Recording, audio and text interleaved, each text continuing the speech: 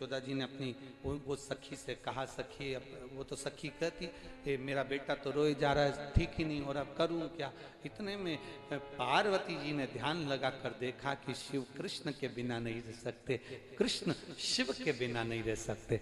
तब यशोदा जी से पार्वती जी बोली, लाला को एक बार उस बुजुर्ग बाबा से अपन झाड़ा लगवा कर लेकर आते हैं, तूने तो कहा था वो काल है। इतने में तुरंत पार्वती जी ने कहा, वो काल तो है परंतु वो सबके लिए काल नहीं है, किसी किसी के लिए वो महाकाल भी है, तुम चिंता मत करो। कभी कभी नींद की गोली ज्यादा खा लो तो व्यक्ति के प्राण भी जा सकते हैं, पर कभी कभी डॉक्टर भी लिख देते हैं कि नींद की गोली खाओ तो तुम्हारा स्वास्थ्य ठीक रहे। कभी कभी हमारे लिए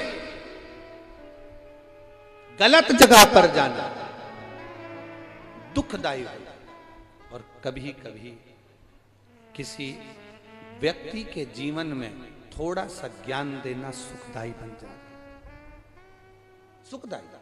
चलो बजरंग। पार्वती जी तुरंत यशोदा जी से बोली। यशोदा जी ने कहा कि तुम अपन बेटे को लेकर जाएंगे, और बाबा ने उसको ले लिया। तो पार्वती जी मुस्कुराकर बोली, अगर तुम्हारा बेटा उस बाबा की गोद में आ गया ना यशोदा, मैं दिल से कहती हूं, जो एक बार शंकर की चौखट पर चले जाता है, शिवालय में चले जाता है, शंकर के द्वार चले जाता है, शिव महापुराण में चला जाता है, वो फिर बाबा की छत्र छाया में मरते दम तक बना रहता है।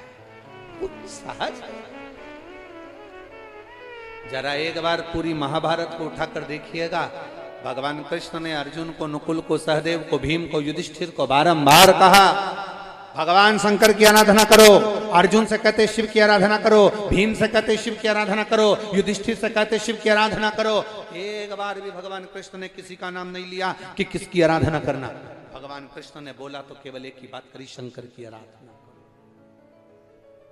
भोला सब दुख ओ भोला सब शिव आराधना में लग गए। बाबा ने दर्शन किए, लाला के गोदी में लिया, आनंद सुख का अनुभव हो गया।